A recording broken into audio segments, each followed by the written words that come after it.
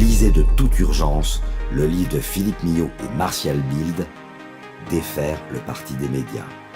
Un livre de révélation, un livre de solution, le livre de combat pour une presse vraiment libre.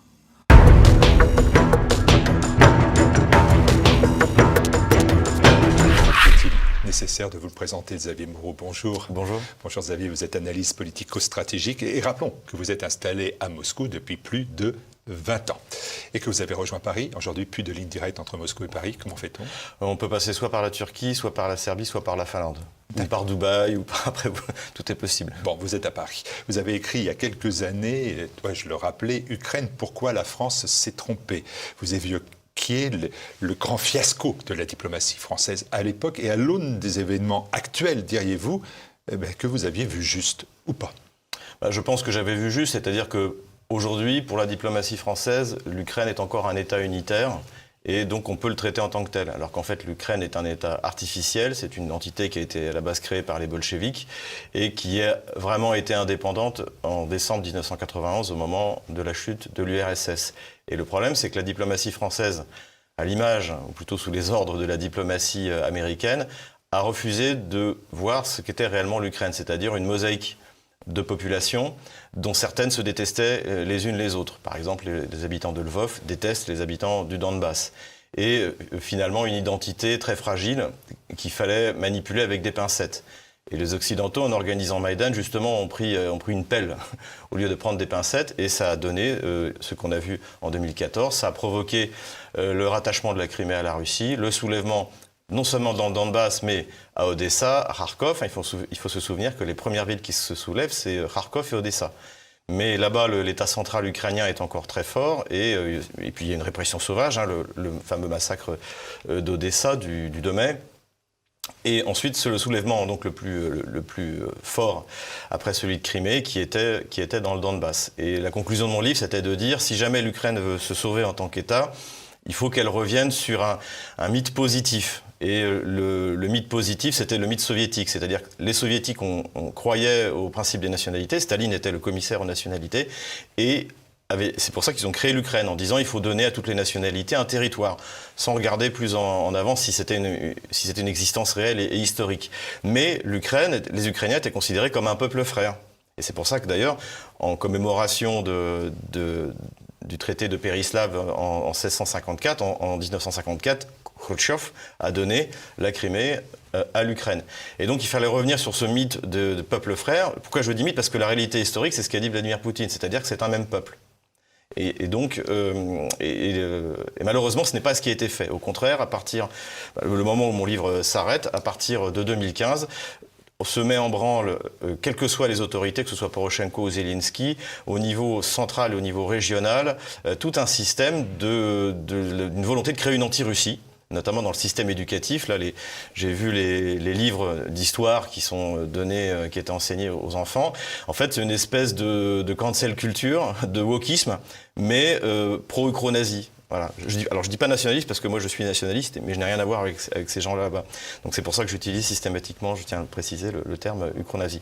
Et donc au lieu d'essayer de réconcilier ces parties totalement différentes de l'Ukraine, eh bien on a pris un modèle et on a essayé de l'imposer à toute une partie de l'Ukraine, de sanctionner les gens qui parlent ukrainien, d'interdire l'enseignement, qui parlent russe, etc., etc. Et donc oui, l'échec est total, et surtout l'échec, et après j'en termine par là, l'échec, c'est l'échec de l'Allemagne et de la France, qui étaient garants des accords de Minsk et qui n'ont jamais fait aucune pression sur Kiev pour qu'il les applique.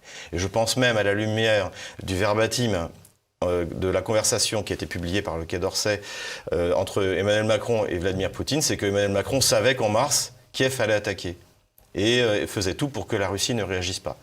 Donc je pense que c'est pire que de l'incompétence, c'est de la complicité. Néanmoins, vous êtes un analyste, je l'ai dit, vous vous intéressez à la stratégie. Vous n'avez pas vu venir l'entrée de la Russie sur le sol ukrainien. Vous avez quand même marqué votre surprise, et même si vous insistez sur le fait qu'il était possible d'éviter que la Russie envahisse l'Ukraine. Et en main, c'est une surprise pour vous. Ça a été une surprise jusqu'à ce que en fait, je comprenne ce qui était en préparation. Vous avez eu ici Zahar Pelepine, qui a été interviewé par Élise Blaise. Donc il a commandé une unité dans le Donbass, une unité pro-russe. Et en 2018, il demande à Vladimir Poutine, à la veille de championnat de football mondial, il demande, mais il se dit que l'Ukraine va profiter du championnat du monde de football pour lancer une offensive dans le Donbass. Vladimir Poutine répond que si jamais l'Ukraine fait ça, elle remettra en cause son existence en tant qu'État. Et à plusieurs reprises, ça a été dit par Vladimir Poutine, ça a été dit par Lavrov, ça a été dit par le ministre de la Défense Shoigu, ça a été dit par Gerasimov, le chef d'état-major de l'armée, y compris à l'automne de l'année dernière. C'est-à-dire si jamais Kiev lance cette fameuse solution croate, c'est-à-dire l'épuration ethnique du Donbass des Russes, dans ce cas, la Russie interviendra et remettra en cause l'existence de l'Ukraine en tant qu'État. Or, c'est ce qui se préparait pour le mois de mars. Et moi, j'en ai aujourd'hui la conviction absolue. Je me suis rendu notamment il n'y a pas longtemps dans le Donbass. J'étais dans la ville de Gorlovka, qui est une véritable ville martyre, qui est bombardée tous les jours en ce moment. Et j'ai demandé au maire adjoint de Gorlovka, je lui ai dit, mais est-ce que vous sentiez quelque chose, qu'il allait se passer quelque chose en février? Et elle me dit, ah oui, ça c'est sûr. Moi, dans l'idée, est-ce que les Russes vous avaient prévenu? Et il me dit, ah oui, ça c'est sûr. On se doutait bien que quelque chose allait se passer. Je lui ai dit, mais les Russes vous avez prévenu? Il me dit, non. À partir de début février, l'Ukraine a commencé à amasser des quantités d'armes considérables et à mobiliser des troupes considérables. Et on a commencé à en faire autant. Et je lui dis, mais les Russes vous ont dit qu'ils allaient intervenir? Il m'a dit, ah non, ça, le 24 février, ça a été, le 22 et le 24 février, ça a été une surprise totale pour nous. Donc, je pense que la décision d'intervenir a été prise au dernier moment, parce qu'il n'y avait pas le choix, et parce que Vladimir Poutine a appliqué la règle qu'il a appris dans les rues de Leningrad, puisque c'était un voyou à l'époque, et qu'il a appliqué également en Syrie. Quand la bataille est inévitable, il faut frapper le premier. Et il a frappé le premier, et il a bien fait, du point de vue purement militaire, il a bien fait, on voit le résultat aujourd'hui. Ouais, écoutez, il a bien fait, parce que c'est quand même aussi une autre surprise, ou peut-être une autre erreur. Alors que vous pensiez, que l'on pensait plus généralement que l'armée russe avancerait vers Kiev, si vous me permettez l'expression, la fleur au fusil, on s'aperçoit que tout le potentiel militaire ukrainien est loin d'être détruit, que par contre la Russie a subi de lourdes pertes, qu'il y a le recul de l'armée russe dans certains secteurs, et qu'aujourd'hui l'objectif est plus que le contrôle du Donbass. Non. Alors, tout d'abord, les objectifs russes ont augmenté. Les objectifs russes initiaux, tels qu'ils étaient donnés, non pas tels qu'ils ont été inventés sur les médias de grand chemin, comme BFM TV ou LCI, les objectifs ont été déclarés officiellement. C'est-à-dire, la Russie attendait de Kiev la reconnaissance du rattachement de la Crimée et l'indépendance du Donbass, dans les limites administratives des régions. C'est-à-dire, ce que la Russie est en train de conquérir. Là, ils viennent de conquérir la totalité de la région de Lugansk. Et sans doute qu'à l'été, ils auront terminé, peut-être même fin juillet, début août, ils auront terminé la conquête de la région de Donetsk. Mais depuis le 22 avril, l'état-major russe a annoncé des nouveaux objectifs de guerre, c'est-à-dire de contrôler toute une bande qui va jusqu'à la Transnistrie, donc qui est cette zone séparatiste de Moldavie. C'est-à-dire que la Russie va prendre le contrôle de la totalité du littoral de la mer Noire et également de la région de Kharkov. Mais Xavier Moreau, vous avez écrit que tout le potentiel militaire de l'armée ukrainienne sera détruit. Pourra être détruit, bien sûr. C'était ça l'objectif, c'est plus l'objectif. Si. De toute manière, ça c'est le conseiller particulier de Zelensky. Fin avril, il a déclaré que la Russie avait totalement détruit le complexe militaro-industriel ukrainien. Comme il dit, toutes les usines d'armement. Et je vous rappelle que l'Ukraine a hérité de l'Union soviétique à peu près 40% du potentiel militaro-industriel soviétique. Alors, ça a été pillé, volé, donc ils n'ont pas attendu l'armée russe pour tout détruire, mais il restait quand même l'usine de tanks à Kharkov, Antonov, etc. Tout ça a été réduit, tout ça a été détruit, et fin avril, on peut dire que la démilitarisation a été accomplie.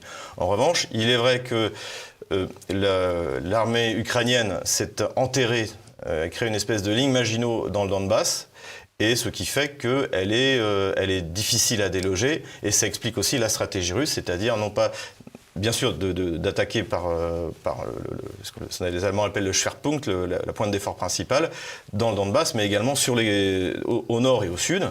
Et pardonnez-moi, au sud, l'équivalent de 2 fois la région PACA s'est rendu quasiment sans combat. Le port de Berdyansk s'est rendu sans combat. La Mélitopol, dans la région de Zaporozhye, s'est rendue sans combat. La capitale de Kherson et la région de Kherson se sont rendues quasiment sans combat. Les soldats sont partis en abandonnant tout et sans rien détruire. Exactement ce qu'on observe d'ailleurs en ce moment à Lysychansk. Ils partent une main devant, une main derrière, si vous me parlez l'expression. Les blindés sont restés là-bas. Les images ont été montrées sur les médias sociaux et sur les médias russes. Des stocks de javelins, de missiles anti-chars, de missiles anti-aériens occidentaux ont été abandonnés sur place, même pas détruits. Et ça, on l'a vu dès le début dans la région de Kherson. Et maintenant, il est vrai que l'offensive sur Kiev, on ne peut pas dire que ça échoue. Je ne connais pas les objectifs, on les connaîtra, je pense, après la guerre. Ce qui est clair, c'est qu'il y avait un objectif militaire de l'offensive sur Kiev, c'était de fixer une partie des réserves ukrainiennes. Et c'est ce qui a permis d'ailleurs à l'armée russe dans l'Est de prendre 2 villes importantes, Izium et Volnovakha, ce qui a permis la chute de Mariupol. En fait, Mariupol tombe le 15 mars. Parce que, du point de vue opératif, la ville est isolée du reste du front. Et si jamais l'état-major de Zelensky était commandé non pas par des communicants mais par des militaires, ils auraient immédiatement évacué une ville où il y avait peut-être entre 15 et 20 000 de leurs meilleurs soldats et les plus motivés. Et au lieu de ça, ils les ont laissés pour essayer de faire une espèce de combat symbolique, qui en plus s'est terminé en autre boudin, puisqu'ils se sont rendus. Ceux qui avaient fait des vidéos toutes les semaines en disant qu'ils ne se rendraient jamais, il y a eu 3800 prisonniers. Et des milliers qui sont maintenant reconnus d'ailleurs de morts des meilleures troupes ukrainiennes. Donc, et après, moi je pense que jamais les Russes ont voulu prendre Kiev. Je pense qu'ils se sont dit que si jamais il y avait une révolution de palais, ou si jamais Zelensky voulait se rendre, ils étaient à côté. Et je vous rappelle qu'au bout de 2 jours, le 26 février, Zelensky est dans un état de dépression totale et qui déclare que les Russes demain seront à Kiev, que c'est fini, etc. Et il demande à négocier. Je pense que c'est la première fois dans l'histoire d'une invasion, pour prendre un terme qui fera plaisir aux Kieviens, qu'au bout de 2 jours, on demande à négocier. Ça s'est jamais vu. Et au bout de 4 jours, la négociation commence. Et je pense que là, Kiev est prêt à accepter les conditions russes. Mais il y a une pression de l'OTAN. Et finalement, il refuse. Et dans la délégation qui est venue négocier à Minsk, un des membres se fait assassiner au retour. Donc il y a une reprise en main par les ultras autour de Zelensky, par l'OTAN, en disant on va vous donner des armes, on va mettre des sanctions contre la Russie, le peuple russe va se soulever, parce que l'économie russe est faible, et puis comme ça vous allez gagner la guerre. Et ça après, c'est pourquoi la France s'est trompée, pourquoi en gros l'OTAN s'est trompée, parce qu'ils ont sous-estimé l'armée russe, sous-estimé l'économie russe et surestimé l'armée russe. L'armée ukrainienne, pardon. Si la blitzkrieg militaire russe a néanmoins pas échoué, pas fonctionné, en revanche, on peut se dire que la blitzkrieg économique de l'OTAN contre la Russie, elle n'a pas fonctionné non plus, et même vous dites qu'elle a tout simplement échoué. Ah oui, c'est un fiasco complet. Et les retours, en revanche, ça va être pour les pays d'Europe, et même aux États-Unis. C'est peu de dire que les sanctions qui avaient été menées précédemment à l'entrée du conflit avec l'Ukraine avaient porté un coup, non pas mortel, mais lourd à la Russie. Et vous me dites que les nouvelles sanctions, elles, ne portent pas, au contraire? Je pense qu'elles porteront moins que les précédentes, parce que en 2014-2015, il y a eu 2 années très difficiles, non seulement à cause des sanctions, mais à cause des contre-sanctions. Mais ça a permis à la Russie de faire un saut qualitatif de point de vue économique. Pourquoi est-ce qu'aujourd'hui la Russie est le premier exportateur de grains au monde? Parce qu'il y a eu les sanctions en 2014 et qu'elle a dû s'adapter. Et qu'en même temps, elle a commencé à produire des machines-outils pour les exploitations agricoles, donc elle est devenue une puissance mécanique dans ce domaine-là. Elle a créé son propre système de transfert d'argent, son propre système de banque, de cartes de paiement. Elle a fait un saut qualitatif qui n'aurait pas été possible sans les sanctions. Parce que c'est passé par 2 années vraiment difficiles. Moi, j'étais à Moscou à ce moment-là. Mais comme c'était la guerre, en Ukraine, parce que la guerre n'a pas commencé le 24 février, elle a commencé le 21 février 2014 à Maïdan, lors du coup d'État de Maïdan. Et là, les Russes l'ont toléré, et en fait, ça a permis à l'économie russe de faire un saut qualitatif. Et je pense que d'ailleurs, dans le plan de Vladimir Poutine, il y a cette idée que, après tout, si on veut progresser rapidement, il faut mieux des sanctions. Et aujourd'hui, c'est ce qu'on observe. Par exemple, vous voyez dans un domaine que je connais bien, parce que je connais pas mal de monde, j'y connais pas mal de monde, le domaine aéronautique. Immédiatement après les sanctions contre le domaine aéronautique russe, la Russie prend un plan de 4 ans Et aujourd'hui, je veux dire, même si dans 2-3 mois la guerre est terminée, les sanctions sont levées, la Russie, elle maintiendra ses sanctions dans le domaine aéronautique, comme elle le fait sur le domaine agricole, parce qu'elle en a besoin, qu'elle a décidé que plus jamais elle n'achèterait d'Airbus ou de Boeing. Et parce que Vladimir Poutine l'a dit lui-même de manière très claire, la souveraineté ne peut pas être à moitié. Où on est totalement souverain dans tous les domaines et on fait ce qu'on veut. Et ça veut dire qu'on crée un monde nouveau, c'est le monde multipolaire où finalement il n'y a plus d'organisation générale du travail, de la production.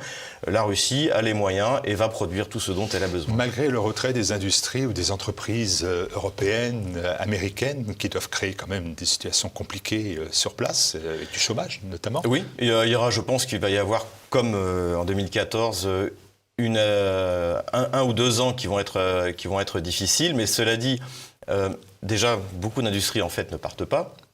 Et de toute manière, contrairement en 2014, beaucoup d'industries ont commencé à faire venir leurs sous-traitants.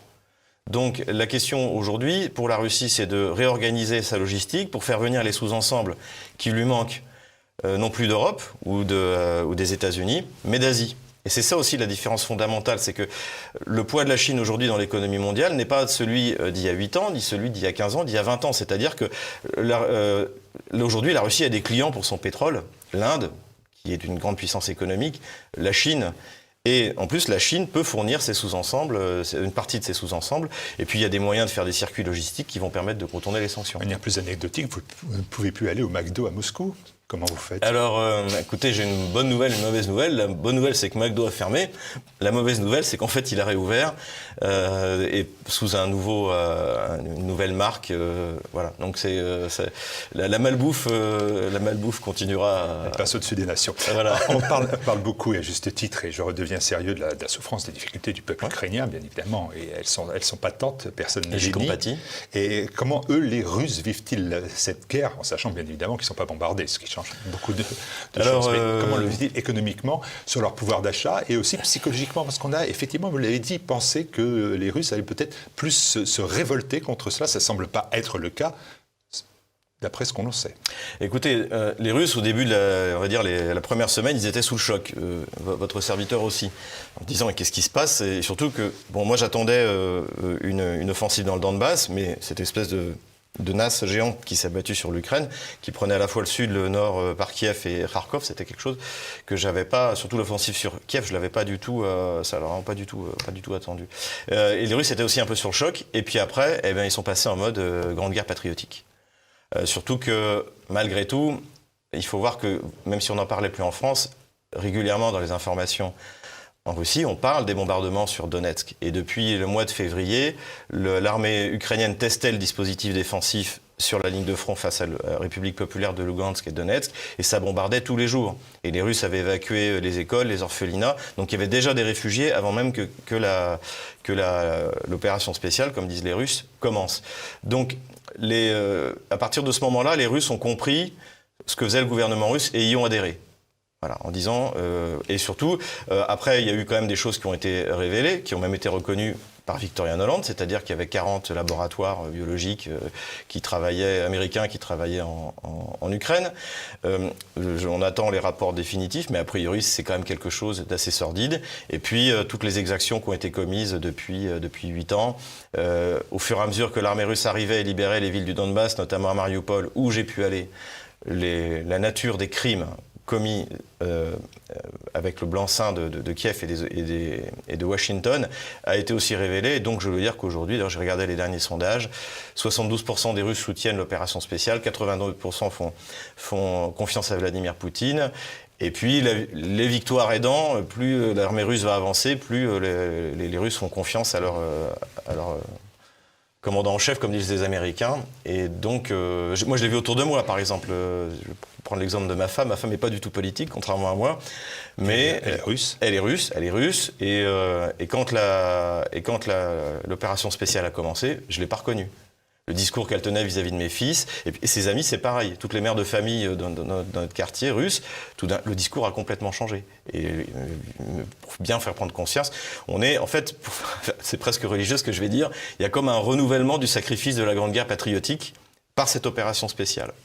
Et c'est pour ça que vous voyez notamment le drapeau rouge de l'unité qui a pris le Reichstag.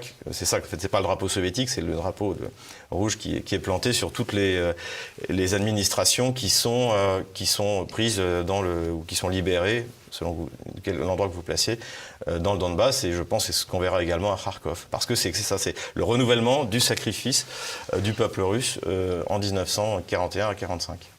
L'avenir. Alors bien sûr, c'est difficile, mais est-ce que quelques pistes, premièrement sur la piste énergétique, vulgairement, est-ce que la France, l'Europe va morfler? Ça dépend d'elle.